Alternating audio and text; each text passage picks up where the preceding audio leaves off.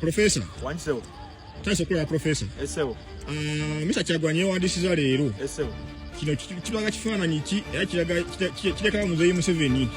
Kati ebiliwo olwaleero. Esewo. Kyamazima kifaananyi kinene kisiigiddwa olunaku olwaleero.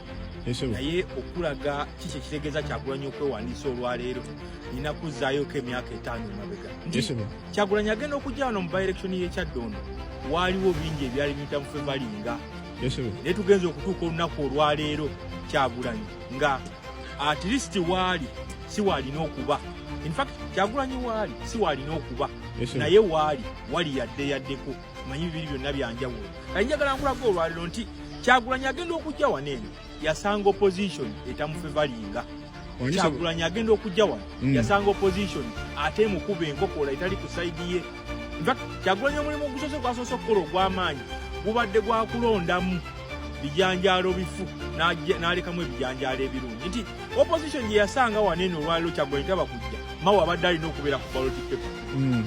Kyagulanyi taba kujja Mpuuga abadde alina okubeera ku ballot paper. Naye ekikyanneetolooza obwongo baakibaze batali bagamba tulina kujja ku ballot paper nti okulonda okuyise kwonna General Museveni yaleetanga abasajja be n'abateekawo era nga be bamuvuganya nga tannafuna kuvuganyizibwa kw'amaanyi nga kwasanze olwaleero. Naye Kyagulanyi olulwimbi alulimye n'alaga abantu nti opposition entuufu erina kubeera bweti. Omuntu avuganya General Museveni alina kubeera bwati. Kati ekirala kye nali nkunyonyolako olumu nakyogerako olumu nti Kyagulanyi lugenza otuuka olwaleero nga akuliyeetinze force eyiye betwandiise ba Kyagulanyi Mania.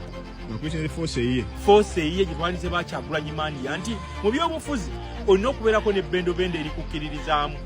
Olwaleero mu Uganda tulina abantu babika bibiri. Tulina ba Kyagulanyi Mania ne ba Kyagulanyi phobia. Ngenda tutandika ne ba Kyagulanyi phobia. Ba Kyagulanyi phobia be abantu abataagalira ddala Kyagulanyi. Naye ebiseera ebisinga kyerooserwatu nti abasinga busasulwa okuvuma n'obutaagala Kyagulanyi. Kati ate ba Kyagulanyi Mania beebo abantu abawulira nti Kyagulanyi yatungibwa mu lugoye lwennyini lwe baali balina okwambala olw'ebyobufuzi bya wano. Be ba Kyagulanyi Mania. Nabo mu maaso gaabwe Kyagulanyi tasobya. Ate mu byobufuzi bakiyita fanaticism nti omuntu alina okwagala omuntu we paka ku mbeera eri yenna nga wokwatira ku muntu oyo osobola n'okuleetinga pricing abantu abo ne bayingira oluguudo. Kati mu byobufuzi abantu abo kikulu nnyo. Tugenza otuuka mu kaluuka olwaleero nga Kyagulanyi alina ba Kyagulanyi Mania abamukkiririzaamu. Kati ensonga endala gye nja okunnyonnyola nti n'ekirala nti Kyagulanyi ataddewo essuula empya mu byobufuzi bya wano nti General Museveni ensaasaanyaaye nayo emweraliikiriza buli lukya. Kubanga njagala nkubuule nti General Museveni bw'aba yali asaasaanya obuwumbi 2016 paka 2020 olwaleero asaasaanya obuwumbi obusukka 10. In fact olwaleero Kyagulanyi agenda kulwaninga campaign esinga okubeera Kipule Kyagulanyi. Ndi Kyagulanyi miliyoni 3 zimumala okuva e Kampala n'agenda e Kotido jasinga ayagala z'amafuta zokka ekitali ku General Museveni.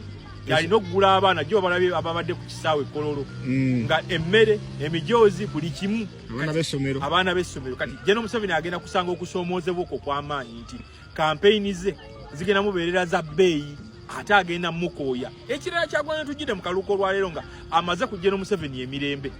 Ekyamazima General Museveni tuukidde olwaleero nga takyalina mirembe ye ng'obuntu. Kyagulanyi yammalako emirembe.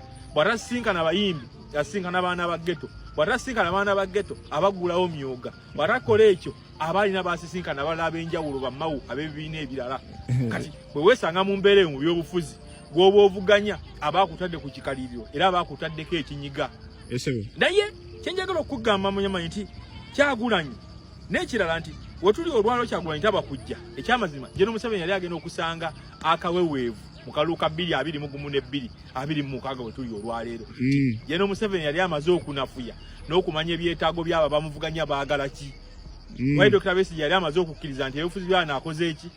Kati ng'abasigaddewo ba political player bonna bammawu bampuuga baani bonna baali bamativu ne jjajja. In fact olwaleero ogenda n'obuuza mmawu kimukolera nnyo Museveni okusigala nga ye president okusigala ate nga afunye president omulala mu Uganda. Kati Kyagulanyi yagwa mu kibalo kyabwe nga baali tebamusuubira. Kyagulanyi yajja mu kibalo kino nga gavumenti yali tesuubira nti wagenda vaayo omuntu ali kusalya Kyagulanyi.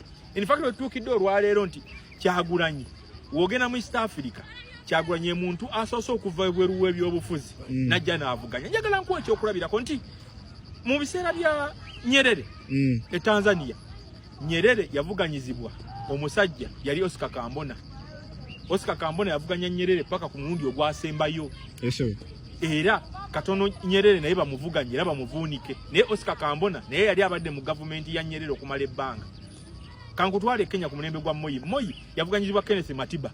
Ne Kenneth Matiba ba Mwai Kibaki bona baali babadde mu gavumenti zaabwe okumala ebbanga ddene. Kati Kyagulanyi yasooka wano mu Uganda okuva mu birala najja n'ayingira ebyobufuzi straight ate n'ateekawo omulaka oba omukululo ogw'amaanyi. Yes sir. Ne understand.